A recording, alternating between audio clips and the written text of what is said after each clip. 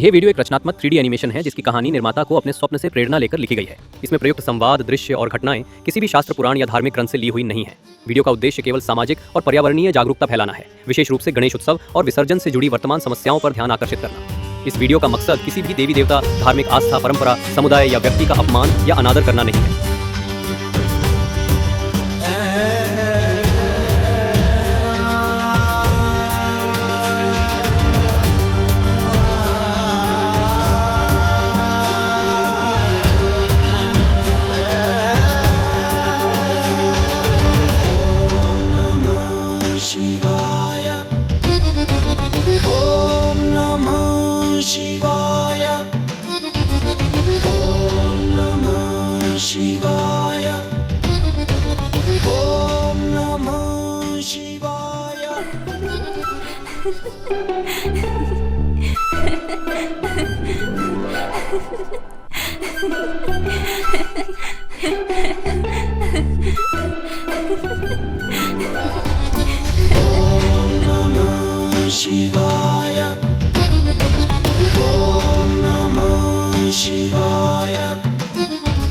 पिताजी, मुझे खेलने के लिए आपका डमरू चाहिए।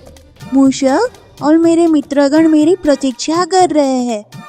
वे आपके सामने आने से ना थोड़ा भयभीत हो रहे थे, इसीलिए मैं स्वयं ही डमरू लेने आ गया। क्या मैं इतना भयानक दिखता हूँ कि तुम्हारे मित्रगण मुझसे भयभीत हो जाएं? अरे नहीं नहीं पिताजी, आप तो विश्व की सबसे सुंदर पिता हो।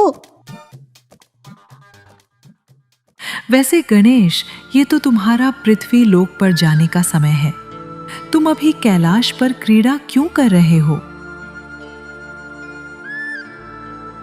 हाँ गणेश, ये बात मुझे भी समझ नहीं आ रही। तुम्हारे भक्त तुम्हारी कितनी उत्सुकता से प्रतीक्षा कर रहे होंगे, फिर भी तुम पृथ्वी लोक पर क्यों नहीं गए?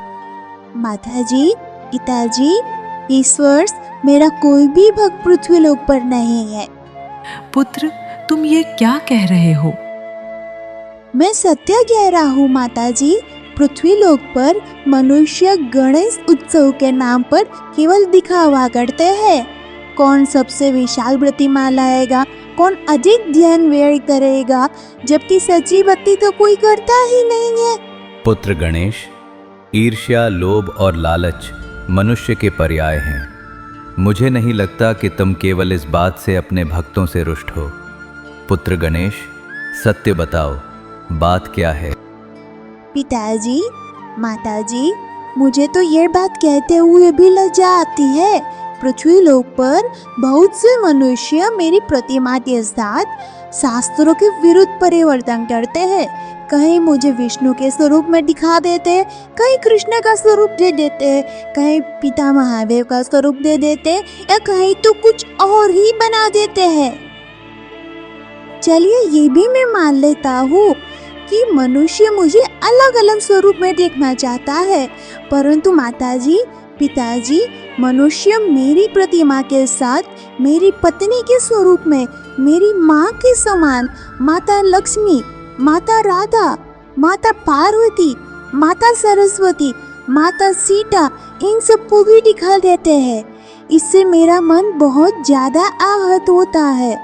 और तो और मनुष्य अपने स्वार्थ के कारण मेरा रंग, मेरा रूप, मेरे वस्त्र, आभूषण, मेरी मुद्रा, मेरा तिलक, ये सब कुछ अपने इच्छा के अनुसार शास्त्रों के विरुद्ध करते हैं। पुत्र गणेश, हम सभी देवी देवता एक ही परम तत्व के भिन्न भिन्न रूप हैं। माताजी, मैं आपकी यह बात भली भांति समझता हूँ, परंतु मनुष्य मेरी भक्ति को छोड़कर लालच से व्यापार करता है। भक्तों के साथ भेदभाव करके उनसे धन अर्जित करता है। जो अधिक धन देता है उसे मेरी प्रतिमा के पास लेकर आ जाता है, और जो धन नहीं दे सकता है उसे मेरे सामने शीश झुकाने का अवसर तक नहीं मिलता। मेरे उस निर्दोष भक्त को धक्के मारकर बाहर निकाल दिया जाता है। माताजी, पिताजी, 9-10 दिन की भक्ति का ढोंग करने के बाद मनुष्य मेरा विधि पूर्वक विसर्जन करने की बजाय मुझे कहीं भी कूड़े में, गंदे जल में या ऊंचाई से किसी भी खिलौने की भांति फेंक देते हैं। यदि मनुष्य मेरी विशाल प्रतिमा का विसर्जन सही तरीके से नहीं कर सकता तो वो उसे लाता ही क्यों है? सुंदर मिट्टी से बनी एक छोटी प्रतिमा को लाकर अपने ही आंगन या पंडाल में शुद्ध जल में मेरा विधि पूर्वक विसर्जन भी कर सकता है। पर मनुष्य केवल एक दूसरे को दिखावे के कारण मेरी भक्ति का उपवास बनाते हैं, मुझे प्रत्येक वर्ष अपमानित करते हैं, मेरे भजन और मेरे श्लोकों की बजाय अभद्र चलचित्रों की गीत बजाते हैं। तो माताजी और पिताजी, अब आप ही बताइए, मैं उन लोगों की अभद्र भक्ति देखने या स्वयं को अपमानित करवाने के लिए पृथ्वीलोक पर क्यों जाऊं? मैं और तुम्हारे पिताजी तुम्हारी बात को बहुत अच्छी तरह समझ रहे हैं। ऐसा ही व्यवहार तुम्हारे पिताजी के साथ श्रावण मास में होता है और मेरे साथ नवरात्रों में होता है। तुम्हारी ये सारी बातें सुनकर अब से मैं और तुम्हारे पिताजी भी पृथ्वी लोक पर नहीं जाएंगे। हम भी अपना अपमान नहीं करवाना चाहते। आज से त्रिदेव या त्रिदेवी और कोई भी अन्य देवी देवता पृथ्वी लोक पर केवल और केवल अपने सच्चे निश्चल प्रेम वाले और निर्दोष भक्तों के पास ही जाएंगे। है पिताजी, अब तो मुझे आपका डमरू दे दीजिए।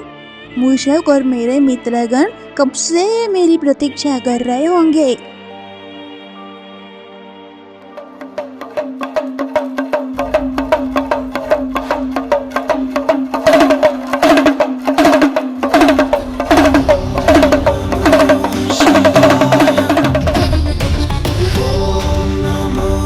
Shivaya